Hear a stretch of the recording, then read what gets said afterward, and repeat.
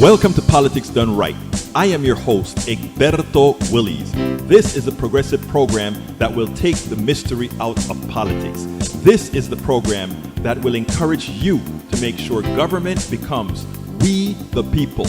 Whether you are liberal, progressive, conservative, or otherwise, you get to air your point of view. We are an independent media outlet that, unlike mainstream media beholden to corporations, we only owe allegiance to you. Remember, you can also send me a tweet at EGBERTOWILLIES. That is at Egberto Willies. Let us engage. It is Politics Done Right.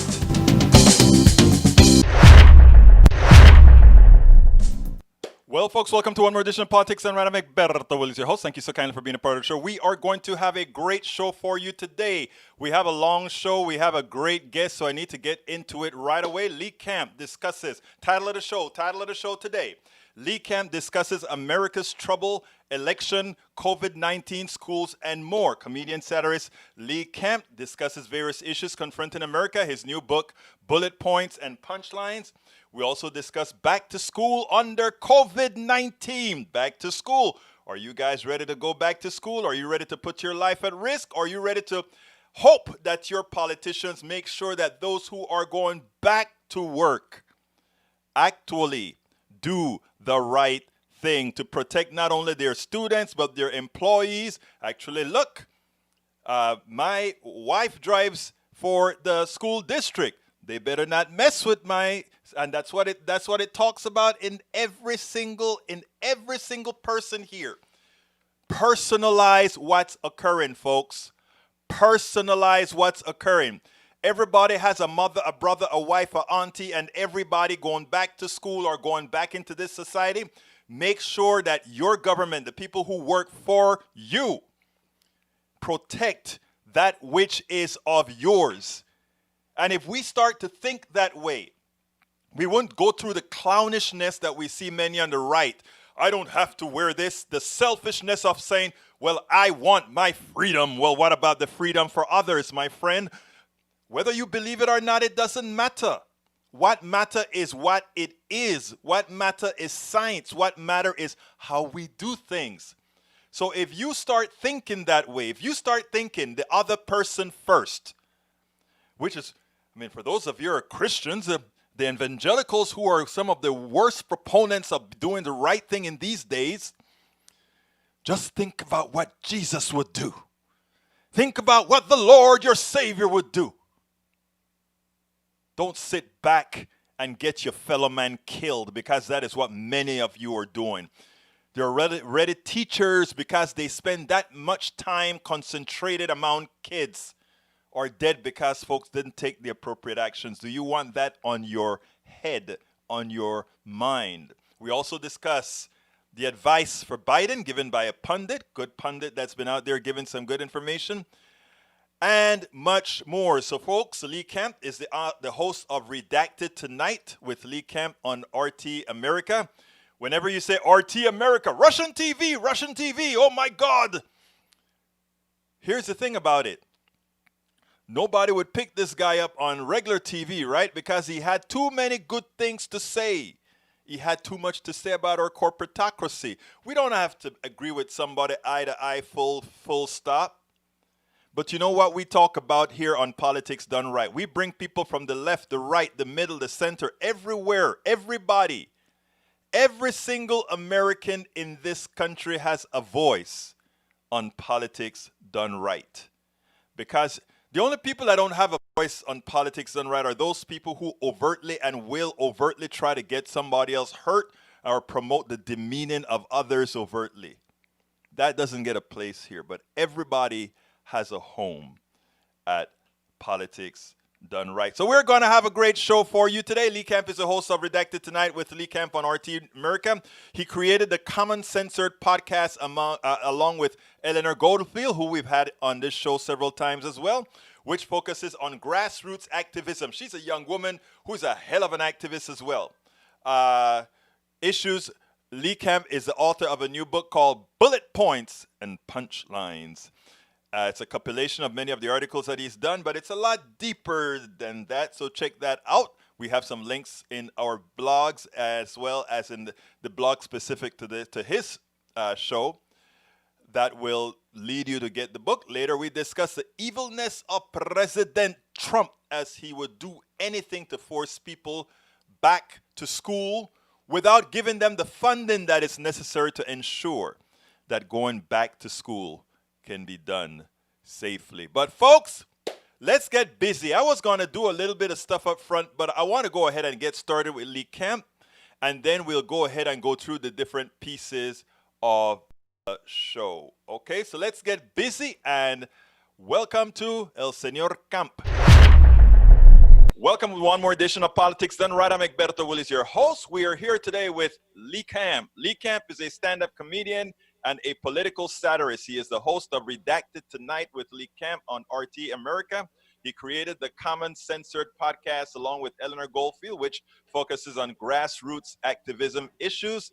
Camp is the author of the new book, Bullet Points and Punchlines. After you take a look just of that table of contents, you're going to say, all in one place? I got to go ahead and get this thing, man. Anyhow, Lee Camp, welcome to Politics Done Right. How are you doing today, buddy? Thanks. I'm doing well. I think by the end of this interview, we'll have that earth behind you all fixed up. Yeah, I think that's what we're getting to, because let me tell you something. In reading the foreword to your book, right, you got the best. I really love Chris Hedges. That's one of my guys, okay? I've interviewed him a couple of times. I like his point of view, all of that. And here's what he said in the foreword to your thing. I know you said it, but the audience doesn't know it. There are two types of comics. There are those who focus on the foibles and excesses of the powerful, and there are those such as Lee Camp and Jimmy Dore, as well as the late George Carlin, who focus on how the powerful are the public face of oppression and exploitation. If anybody wants to hear something, that is what you want to hear, especially in these times.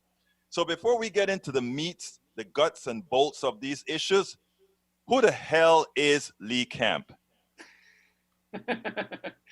Well, I don't know. You put me on the psychiatrist couch. I might start weeping quietly here in a moment. But no, I think, Chris has a great point that, I've been a touring comedian for over 20 years, so I've met all kinds of comedians, and it's not that they're not talented, it's not that they're not funny, but there's many out there that are pretend as if they're addressing some sort of, politics or something, but they're not really going at the powerful. They're not really going at the core of the issues. They'll have a few Trump jokes here or there. And, this is what we have now filled our late night television with. It's just, standard Trump jokes. Before that, it was, standard Bush jokes or whatever, some Obama jokes, but it never really gets at the core of the issue of our ruling elites, the oligarchy in which we now live, the crumbling of any remnants of democracy, the military-industrial complex that is funded more largely than most nations. It doesn't get at all of that. It just says, oh, that guy acted funny or that guy tweeted something funny, which is not really challenging the powerful. Now, here's the funny thing, all right? You gave a symptom of a problem. The symptom of this problem is they are saying what they are allowed to say, given the avenues that they are using to transmit what they want to put out there. And here comes the sticky point that I'm going to hit up with you. You are on this network called RT America. Haven't heard of it. And, it's funny because, I get a lot of flack. In fact, after I present this interview, I will get a lot of flack. But you seem tough. I feel like you can handle it. Oh, you bet your life I can. But it is interesting because here's the deal. A lot of the reasons you are able to say the things that you say is because you are using a platform. And it's not necessary that you like any platform, because you should not like any platform. You are just using things as a medium. But you're able to say what you want to say. Yeah, and it's incredibly rare. I had given up the idea, you know, like I said, to stand-up comic for 20 years. I had given up the idea of ever having a television show because the corporate networks are not going to allow the things I talk about. They might allow a little criticism of Amazon here or there, a little criticism of an oil industry here or there, but they're not going to allow it to be the main message of what you're talking about is the corporations extracting the wealth in our country and leaving people miserable and poor. And, you know, they're not going to let you go at their advertisers on a daily basis. And so I had given up with the idea that I would be on TV that much or especially ever have a show. So I ended up in this bizarre scenario where at RT America, I am allowed complete freedom. And here's another unusual point of my comedy. I write everything I say. I research everything I say. Unlike all these other comedy news channels. And I'm not saying they're bad comedians. I'm just saying, you know, that if I say something, I wrote it. No one's writing my scripts. No one's telling me what to say. No one's ever told me not to say something. It really is complete freedom. And you compare that to what you see from even just newscasters on MSNBC. I mean, the number of people they've fired for pushing a little too hard against their borders, such as Ed Schultz, To some extent, Cenk Uygur. Phil Donahue, Cenk Uygur, you can go down the list. Jesse Ventura, actually, many people don't know, he had a multi-million-dollar show with them, and they found out he was against the Iraq War, and he was paid millions of dollars just to get out of his contract, just to go away and not talk about it. That shows a power. Yeah, the power and how scary it is to even MSNBC. We're not even talking about like Fox News, but even just MSNBC, how scary it is for them to have anyone who's anti-war. It cannot happen on their airwaves. And so it is incredibly rare that I have this ability to be free and talk about what I want and cover what I want. And like you said, when you do, you will get attacked maybe just for having me on your show. And imagine the attacks I get, and it's by design. You know, when you really stand up against war on a large platform and stand up against the corporate entities that really rule our world, the white blood cells will activate and they will attack the infection. And anyone speaking for peace is the infection. And those white blood cells are the New York Times, the Washington Post, NPR, Fox News, all of them. And they will not put up with it. Actually, I'm glad that you brought those news rags up. I use all of them, including every single one that I've seen you use annotated with all your articles. And what I want people that are listening to understand, right, is the things that you write about, these articles that you write about. I mean, look, I'll be frank. There are a couple of them that I am not 100% in agreement of, but if that were the case, we would have cults and not intellectual discussions. Okay? Sure.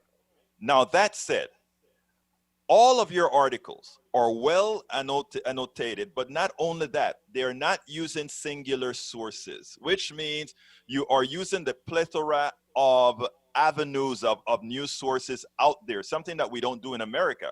We go overseas and we see articles that also gives a presentation of news. You can't just look at people with an agenda, our current news rags, to do that.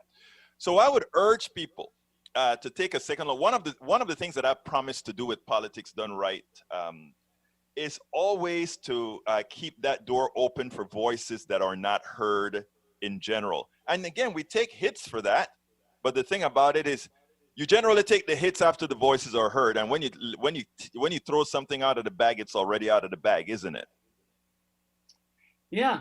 I mean, it's important, and I think that people, even on smaller platforms, if they're talking about these things, it's why you're seeing movements like Black Lives Matter and defund the police, and you create a thought seed in people's minds that can grow. And so, ultimately, when I was deciding whether I even wanted to create a show at RT America, when they offered it to me, what my main decision or a big point of it was, I don't think we have a lot of time left.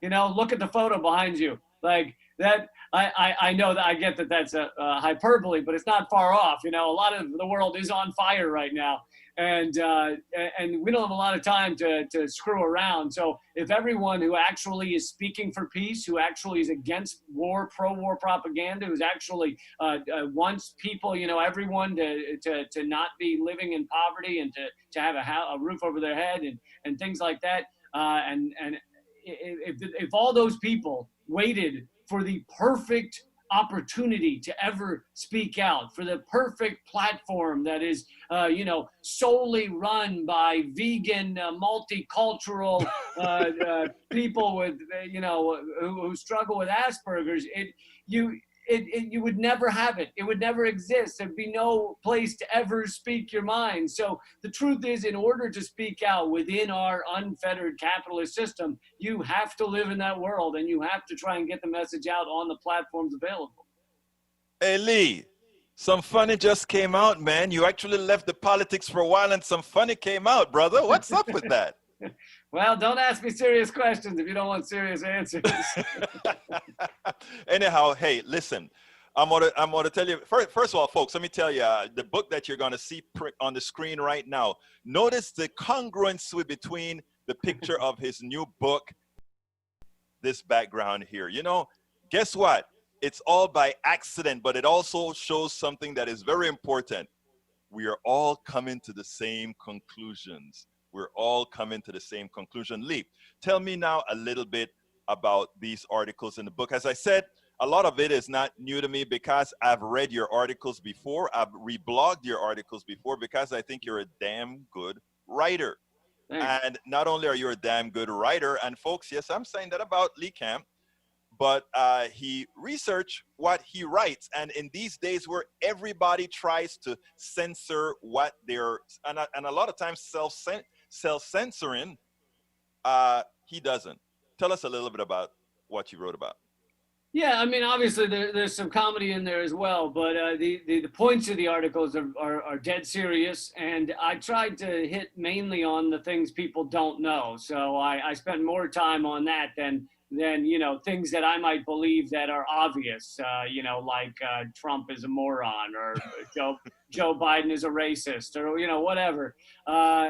So while I may know those things, I feel like people already know those things. So I focused on things I felt like people did not know, like the $21 trillion of unaccounted for adjustments in the Pentagon's budget. And there's now, by the way, since that article, there's now reports that it's even higher than that. But it is, and that's trillion with a T. I mean, for people that haven't read about this is the Pentagon's own budget, you know, own financial analysis. This is not coming from some blog. This is their own analysis showing that they have $21 trillion or more of unaccounted for adjustments. No one knows where this money's flying, what's happening to it. It's absolutely insane. And you can hardly get a politician or someone in you know, one of the legacy media outlets to even talk about it, other than to write a 1-paragraph article where they try and pretend it's nothing. So it truly is incredible. Other things I cover in there are, you know, the 18 biggest things that WikiLeaks revealed to the world, because most people, obviously, Julian Assange continues to be persecuted, and most people don't know the totality of what WikiLeaks has revealed. Not a word of it has ever been proven false, meaning everything they've ever published is correct, which is the opposite track record of CNN or Fox News or something. And the things they revealed, which have changed the world, you know, they revealed what was in the Trans-Pacific Partnership. They revealed internal documents about governments around the world, not just America. We're talking Britain, Australia, Panama Papers. Peru. What's that? Panama Papers. The Panama. Well, I don't think they revealed the Panama Papers. I think. Oh, okay. That might have been someone else, but yeah, they've done incredibly important stuff. And it's like people, you know, people like to think, oh, he's imprisoned because he was out to get America and now they've stopped him. But he was pro-transparency of all governments. I mean, he revealed things about Australia, Britain, Russia, China. And that is why these governments, Britain, Australia particularly, are not assisting in freeing a publisher. Anyway, so I get into that. But yeah, I really try and focus on things people don't just kind of commonly know. And Well, I another think one you're is missing an important thing you covered too, Lee, and that's talk about coups. what's that? About coups. Coups. C-O-U-P, C-O-U-P. Okay.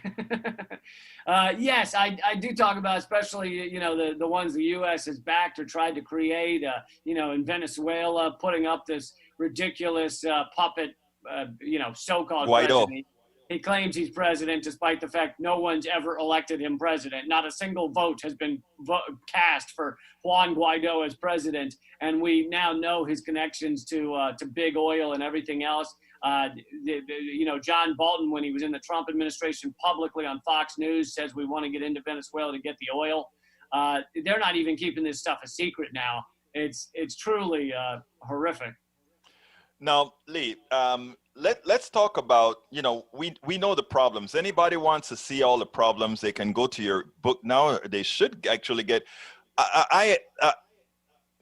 this type of writing, these types of articles are right down the center of my heart, because again, I think these are things that all Americans, if they knew, they would make different choices in who they elected.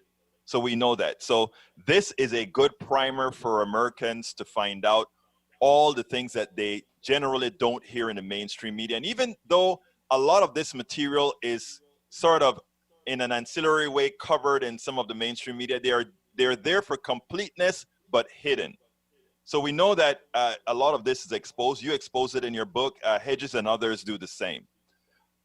Where do you see us going from here? What is your opinion of a next step in the activist community to actually not be able to throw our hands up and scream and say, these are the bad things happening? How do we actually effect change? Well, I think you could see, we probably should, model that have been successful, and the organizers out there that are creating successful movements and large-scale movements.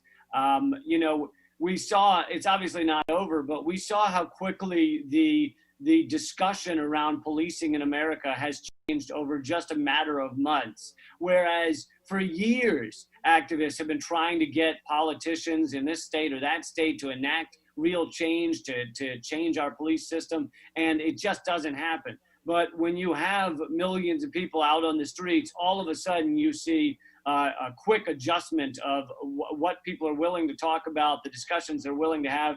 And obviously it has to continue. You can't just get Black Lives Matter written on a street and then go home.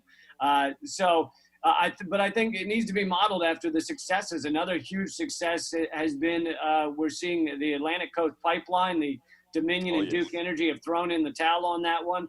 And the reason they threw in the towel is because of a combination of protesters stopping pipelines with protests and lawsuits have just made it too expensive to keep trying to put in this billion-dollar pipeline. So there are big wins right now against big oil because the big oil structure is collapsing, and we need it to collapse so that the whole planet's not on fire in a few years.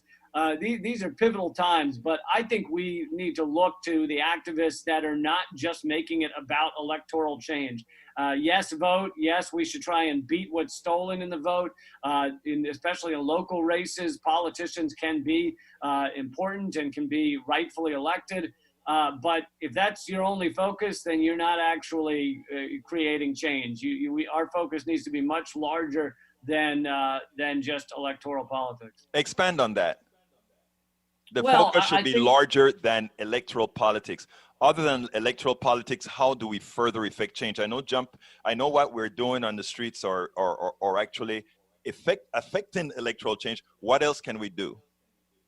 Well, the big win I just said was these protesters in the pipelines. That came through a combination of the courts and protesters literally sitting in front of construction equipment and saying, you got to run me over, and they were arrested, and sometimes they end up facing lengthy lawsuits and crap like that. But it has slowed down the oil companies to the point that they have thrown in the towel on that one, and other ones are facing other legal problems. Dakota Access was just put on hold. Keystone Pipeline was just put on hold. So anyway, I was just using those as an example of a tactic that is working. I like that because what you said what I was hoping that you'd say. In effect, there's electoral politics and there's also disruption. And because the capitalist necessity of some sort of order, they have to slowly attempt to accommodate. I tell you something, I was surprised how fast the system reacted, starting with with the police and George, What? because. But I think I don't know if you've thought about this. I think there's some internals within our CIA and intelligence infrastructure that saw a whole lot of happenings. No government reacts as fast as I saw them react to start making changes wholesale across the country. There's something else out there that, in my opinion at least, we don't know about that causes a Biden to come out and say, well, you know, if the politicians are not tearing down statues, and I know we don't necessarily need only tearing down statues, but we need to tear down statutes. But I mean, it is funny that a Biden comes out and says, well, if the politicians don't do it, can you really blame the people who are doing it on their own? That was kind of strange to me. Well, I think, you know, he's a little bit scared. I've been critical of him for, he basically says he supports Black Lives Matter, yet as far as I've seen, he hasn't come out in favor of almost any policy of Black Lives Matter. So, you know, Biden, they're hoping Biden will just roll into the White House without having to actually stand for anything, which I think is pretty pathetic. But you're right that a lot of politicians have quickly changed their tune, and it's because they started to fear for the kind of business as usual. I mean, you interrupt business as usual, and you'll see change rather quickly. Another important step, I think, is to really make certain brands toxic if they're not treating people right. A good one that everyone's been working on right now is Chevron, because Chevron has this lawyer, Stephen Donziger, that they've had under house arrest for a year now for basically winning an environmental lawsuit against them. And anyway, you make these brands toxic enough, and they will either have to sell or they'll have to change. Monsanto became so toxic, the brand, that they had to sell to Bayer. And now Bayer is facing billions of dollars in lawsuits for the carcinogenic Roundup herbicide. So it's kind of a combination of activists on the ground and lawsuits. Now, Lee, before I ask you to tell us about the different ways people can reach you, the different ways people can see you, talk to you, etc., what would you have liked me to ask you that I haven't asked you?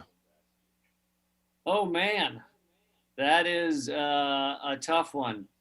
I'm trying to think of the stuff I've been talking about the most. You know, I've been talking a lot about propaganda. I have a comedy special people can watch for free at leecampamerican.com. And in that, I address policing. And one of the things I talk about is how when you know, we've moved the conversation to defund the police. But I think what the conversation should get to eventually is about 90% of what police do should not be done by police. It should not be done by guys with guns who are steroided up and, you know, just sent into situations to you know, deal with a mentally ill person who's pissing in a fountain. Like, that should not be done by guys with guns. And so we need to decrease our police forces by 95%. And it should be mostly, you know, call people that have mental health training, call people that deal with traffic violations, but they don't have guns. Like, there's just so many large scale steps to our policing system is ridiculous. And I want to hear that discussion.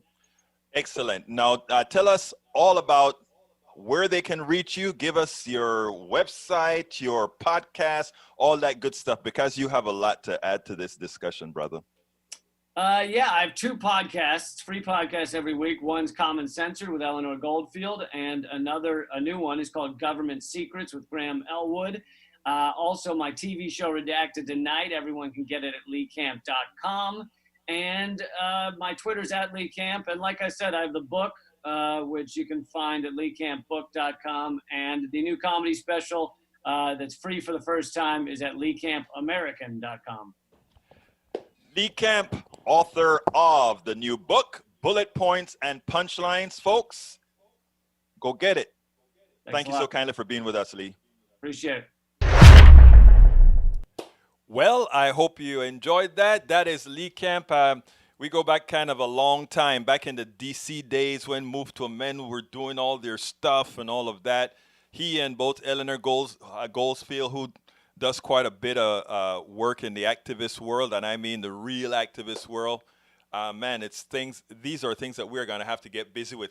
Look, I want to show you something about Donald Trump and his coercion. I want you to listen to this, and then we'll take it on the other side. But beforehand, of course, I got to tell all my buddies hi. Michael Rudnin, welcome aboard. Let's talk about Rose William, welcome aboard.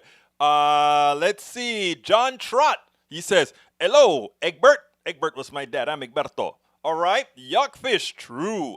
You agreed with something that he had to say. Then, of course, we have Paul Fleming. We have Dimitri OG. ¿Cómo estás, mi hermano? We have Bruce Pollard. How you doing, Brewski? Well, I don't use that word anymore because it was wrong. Anyhow, Deidre. How you doing, Deidre? Scott, welcome aboard. AVQ, welcome aboard. And, of course, Norman Reynolds. How you doing, Norman? John Trott, welcome aboard. Look, folks, we are going to have a great continued show. We still have a few minutes that we can give some good stuff. Good stuff. Anyhow, I want you to take a listen to this, and then we'll take this. Well, I tell it on the other side, and then I'll tell it also on the other side. Here we go. You know, the media is starting to do a very good job in the way they're covering Donald Trump, but I think that the one part that is still missing is they don't go into the evil portion that governs many of the policies that Donald Trump is attempting in order to get this economy open. What I want to do is I want to show you this piece, and then we'll take it on the other side. And universities and states are beginning to take legal action against the Trump administration's new immigration policy targeting international college students. The ICE mandate directs international students enrolled at universities to take at least one in-person class or lose their visas and leave the country. But many schools have announced they are switching entirely to remote learning this fall. Acting Deputy Secretary of Homeland Security Ken Cuccinelli said the policy should motivate schools to reopen despite a spike in coronavirus cases across the country. Now setting the rules for one semester, which we'll finalize later this month, that will again encourage schools to reopen. After those comments, Harvard, MIT, and other schools started legal action to protect thousands of their students. Now California is joining in on the fray, becoming the first state to file a lawsuit against the new policy. It is the state's 86th lawsuit against the Trump administration. Joining us now is California Attorney General Javier Becerra. Mr. Attorney General, always good to have you. Thank you for being here. As a state, California has the most international students in the entire country, 185,000. You call this policy cruel, but you also call it arbitrary. What exactly is the legal action you're taking, and why do you think it's going to be successful? Well, because it's arbitrary, and therefore it is placing a lot of people not only in danger of losing the opportunity that the federal government just 3 months ago told them they had, but it's also dangerous. Arbitrarily, it causes danger not only to those students, but think about the professors that would be required to be now in person in class. Think about all the students that would be susceptible to contagion. And so it's not just arbitrary in flip-flopping from a previous order that said that these students could continue forward through online classes, but it's arbitrary in that it didn't take into account the dangers that it poses, not just to these students, but to everyone who would be around the classroom setting. Here's what I wish they would have noticed. If you listen to what Ken Cuccinelli said, well, we are doing this to force, in effect, these schools to open, encourage them to open, coerce them to open. They are not asking any of the fundamental questions. In this particular locale, can they open without causing harm? Can they open without getting other people sick? Can they open without putting the risk of teachers at health, without the risk of bus drivers at health? If you are in a stable condition, you can understand, yes, you can consider opening because, yes, the kids need to be in school. And, yes, until people or kids go to school, having the parents go to work is going to be a difficult task. But you have to ask, what is the underlying issue for Donald Trump, why he's doing this hastily? Look, If we had shut the whole thing down, let's say in late February, early March, and we had taken full control nationally, it was a national action to take care of coronavirus, then it would be easy then to say, we are ready to open back up this country. We're ready to open back up and kids go to school. Why? Because we would have had the rates low enough that we could have had contact tracing. Where whenever we get a fire, we could, or a little brush fire, we could put it out before it became a forest fire. But we didn't do that. We wanted the stock market to stay going up. And in the process, we've murdered thousands of Americans. So let's be clear here. This is a time when Americans are supposed to react. It is your life over Trump's success. It is your life over Trump not accepting that he's an imbecile. It is your life over Trump somehow thinking that he's really a good president of the United States. And what is interesting about all of this, right, is that yesterday Chuck Todd did some of his, what I would call, better questioning. In other words, he left the leash long enough for the guy to set the trap for this guy. I want you to listen to this as far as, wait a minute, why is it we are this way and others are not? Check it out. Chuck Todd asked the pertinent question today to the Admiral, Assistant Secretary for Health. And you know what? I want you to listen to this. We'll take it on the other side. The president himself has been at times acting like almost an opponent to mask wearing. How much did that set us back, this political debate about mask wearing over that 3-month period? Well, I think the public health people have been very, very clear that mask wearing is essential. It's very important that we can really decrease the transmission, combined with the testing that we have right now to tell us exactly when a hot spot is starting. And our commercial labs have done a great job in doing that, doing about half our testing. Combining with that, we have a really good signal radar to know where to surge in, combined with the techniques that we have. And again, we're sending out COVID response assistance teams. We sent it out to 10 different locations last week. We're going to do another 9. That's 19 major metroplexes. You know, we know what to do with this, but we've got to have people on board doing it. And if you do get sick, the good news is we know how to treat you better on the ventilator. We have dexamethasone, remdesivir. The mortality rate is going very, very much down. But all this, look, I'm not trying to paint a rosy picture, but we are definitely in a better spot than we were in March and April, but we have to take this incredibly seriously, and I think everyone in the country is doing that. Admiral, I understand that you believe in, and I'm sure on logistics that we are in a better place, that we have some of these things that we've streamlined this process. But results, sir, look at Europe and look at us.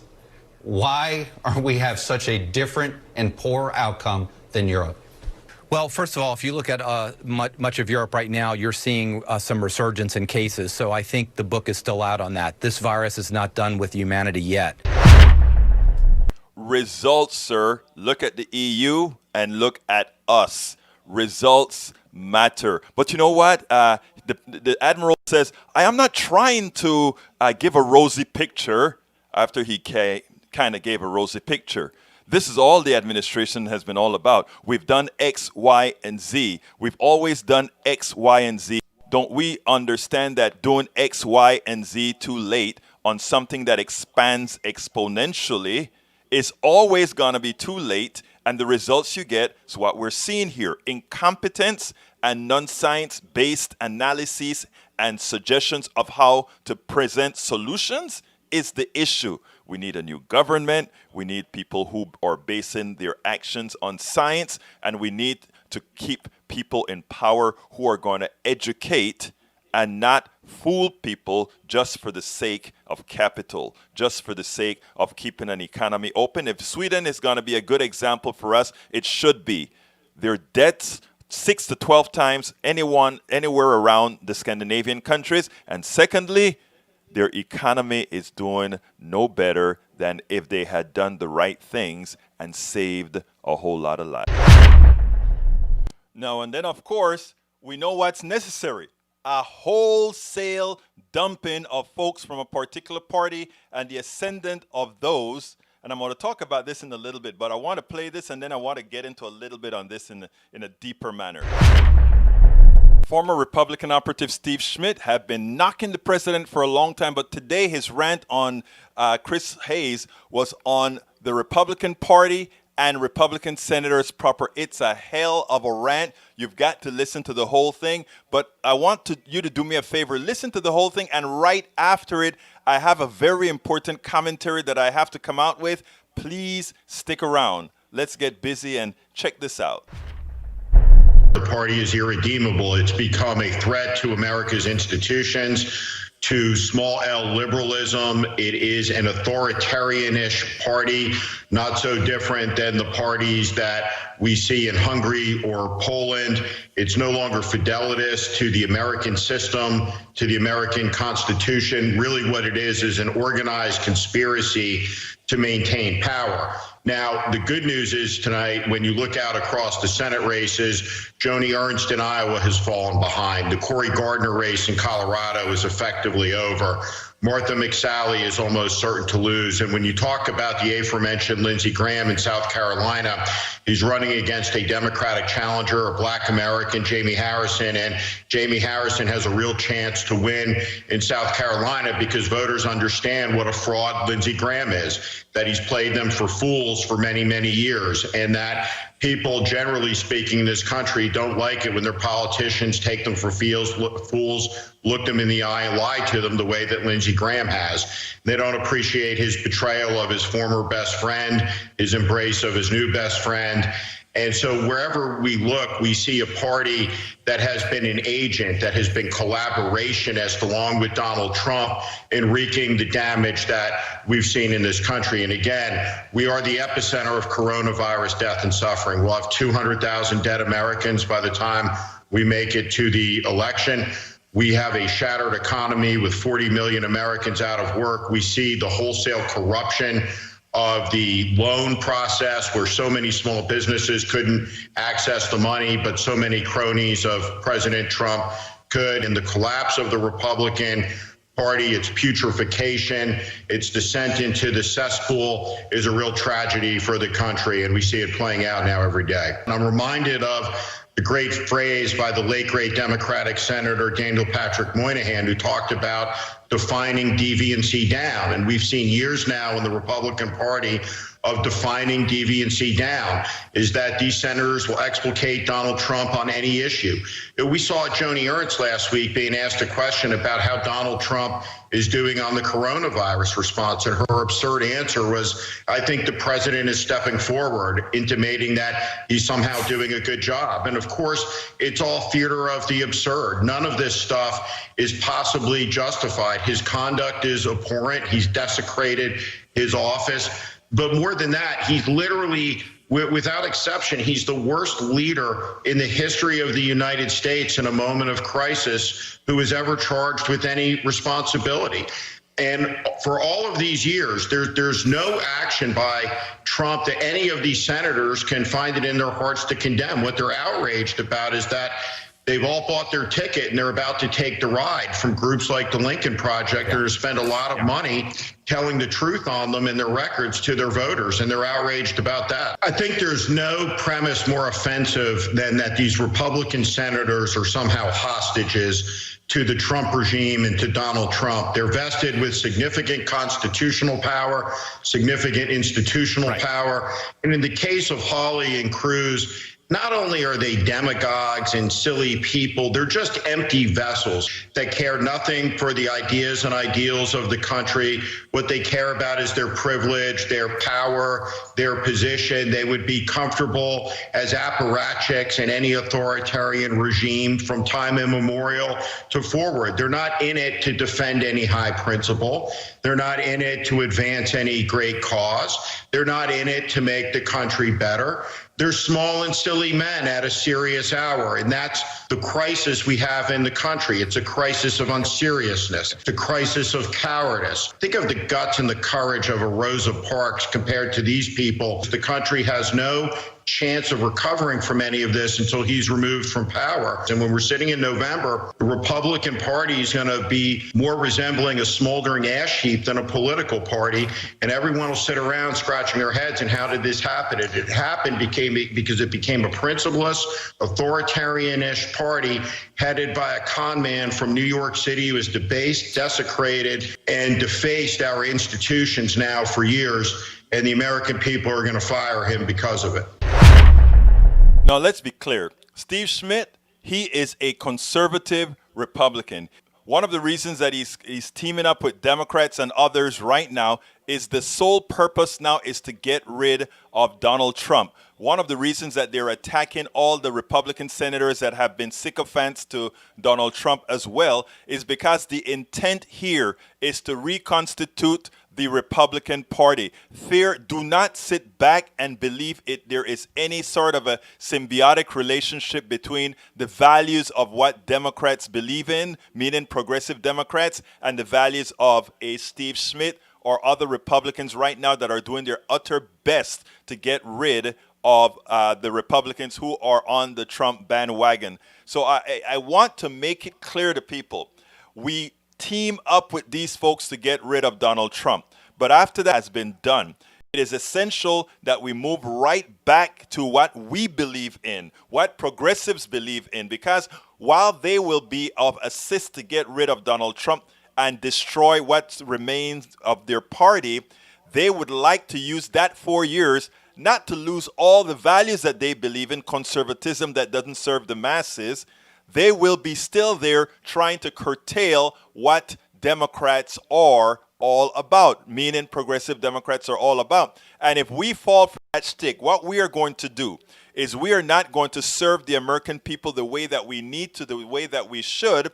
And then in the reconstitution of the Republican Party in 2024, they will sweep everything because they would have then changed the narrative to these left-wing Democrats could not accomplish the things that we need to accomplish. Bring the new Republican Party in.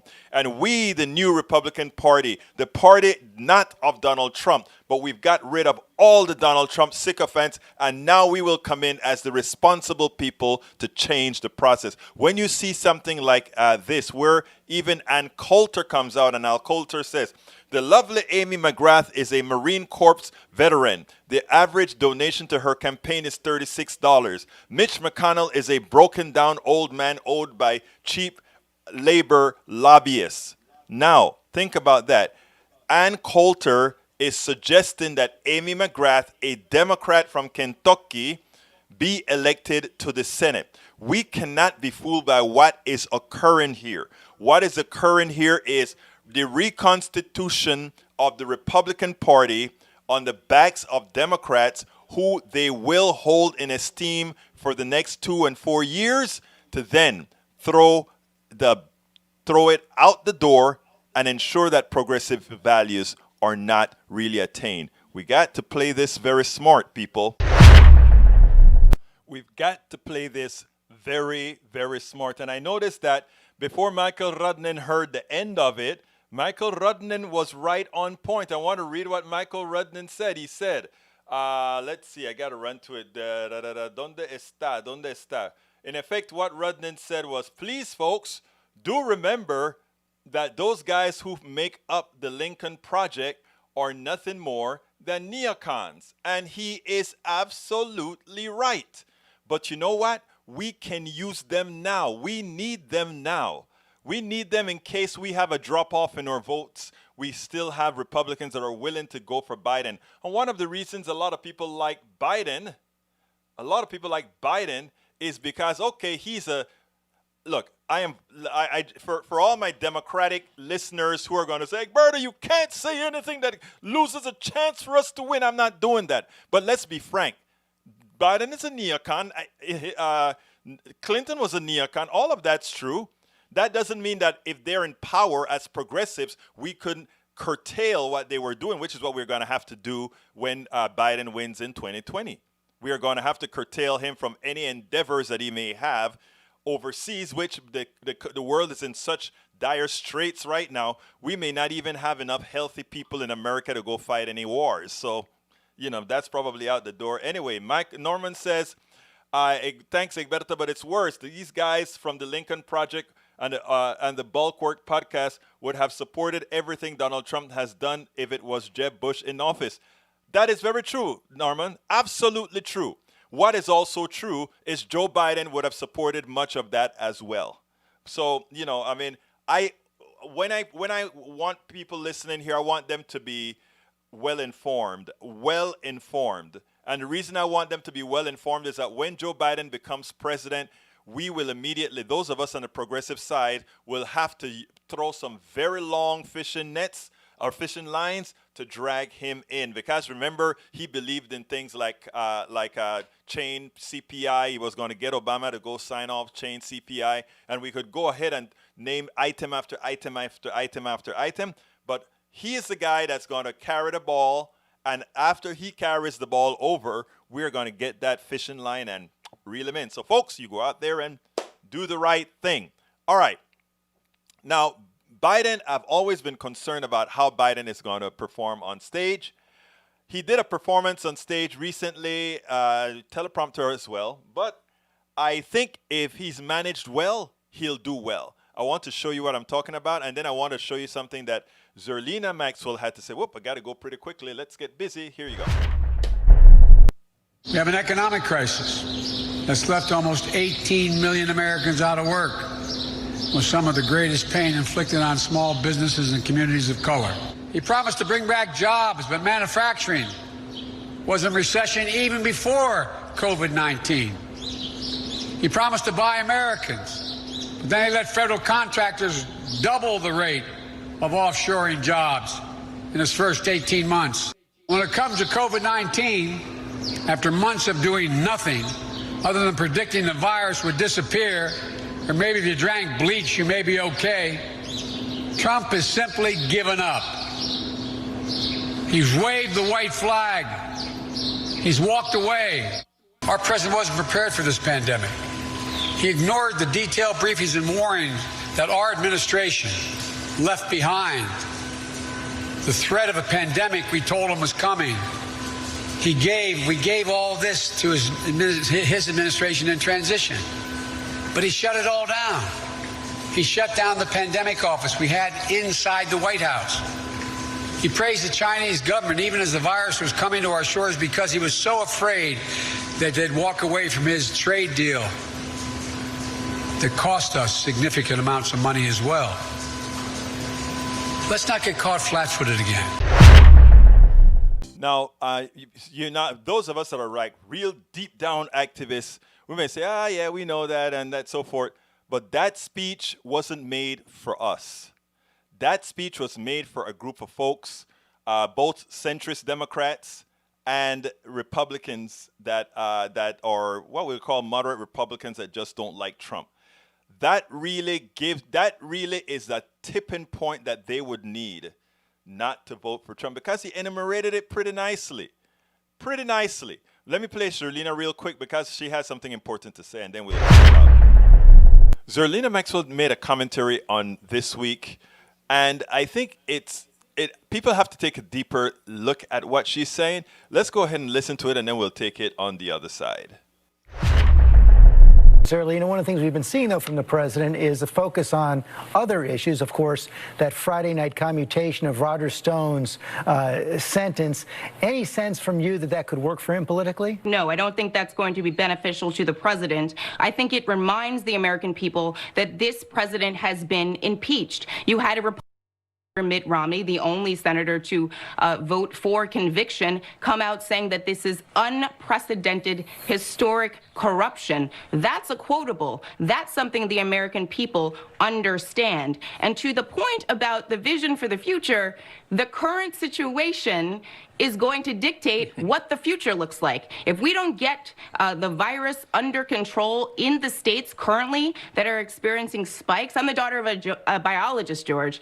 If we don't get that under control, then we are not going to be able to have much of a robust future and economic growth going forward, because again, all of these crises are interconnected and the president has been incompetent in dealing with them. He stood up in front of a podium and told people to inject disinfectant, talking about putting the president in spaces where he can or cannot be effective, to the governor's point. But I just want to say that when we're talking about voters and how Joe Biden can reach out and speak to that Democratic base, we're forgetting about the fact that the Democratic base in this current moment in 2020 is women of color. Black women vote 6 points higher than the national average. We turn out at nearly 70% of the time in each election. And that's something that Joe Biden can focus on, that Democrats don't traditionally focus on this early in the election cycle. So invest early, message directly to communities that can turn out and tip the election in your favor, particularly in these critical battleground states like North Carolina. But don't forget Georgia, which is on the list as a state where the black vote can have a major impact. No, Zerlina, Okay, even here in Texas, it's up for grabs now because of the change in demographics. And people like to just talk about change in demographics. It's not change in demographics. It's change in the actual people, the group of people, and what this group of people are really looking for. And that is that coalition, right?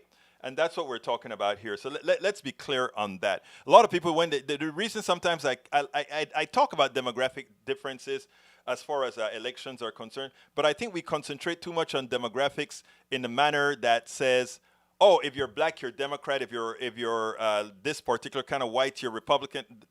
I am trying to change that narrative, to make that narrative that if we look at it for what the government is supposed to be doing for society as a whole, and we realize that the truity is that we have common interests, and where those interests diverge because of historical things, redlining, etc., we also have a government who is willing to mitigate those wrongs vis-a-vis having the honest discussion on reparations and other issues. Then we can start really have an honest conversation. We're at the end of the show, folks. I want to remind all of you that this is a show that needs your support. So I ask you so kindly to consider becoming a subscriber of Politics Done Right. If you go to our Politics Done Right page, right, which is facebook.com/Politics Done Right, we now, I don't know if you've realized it recently, but we now can accept subscriptions from our page. So what I'm going to do now is I'm going to give you all the links that you can do to support Politics Done Right. I'm going to start with Patreon. Patreon is a way that you support us like any other type of show like this. And you can find us at politicsdoneright.com/Patreon. You can support us at PayPal, either subscription or donations. That is at politicsdoneright.com/PayPal. You can also support us on Facebook. I mentioned that earlier up front, but this is a direct link, and that is politicsdoneright.com/Facebook. You can support us at our store. Well, let me first tell you. You can support our equipment fund, which is a GoFundMe equipment fund, and that is at politicsdoneright.com/GoFundMe. And you can shop at our store to make sure that you have some of our stuff. And what are some of our stuff? ¿Qué pasó? We have our As I See It, Class Warfare, the only resort to right-wing doom. You can also get, I've had my weight problems and I've solved them. How do I? Lose weight and be fit now. And of course, we got our cups. Politics Done Right. I support independent media. All of that is on our store. So you can either go to store.politicsdoneright.com or politicsdoneright.com/store. We also have t-shirts and all that good stuff with our stuff on there. Please support us. Make sure that we can continue to get these great guests. Make sure that we can continue to bring the truth out so that we don't have to fall for the crap many times we're forced to ingest, because there's not bad people. They just have to just do things the best they can. So we got to get out of here. But before I get out of here, every time I forget to put this on, here's a picture of our rolling, the stuff that you can get in our store right there, rolling across the screen. Look, I know you have options. I know you can go anywhere. I know you can go anywhere on this internet to get any kind of information. I I'm thankful that you've chosen us to be a part of. Those of you who can become subscribers, we have all kind of gimmies that we do when you join up. I have a little surprise that I'm working hard on. I'm working hard on this little surprise, and hope another week I may have it for you, but we'll see. But anyhow, my name is Egberto Willies. This is Politics Done Right, and you know how I end this baby. I am what? Out!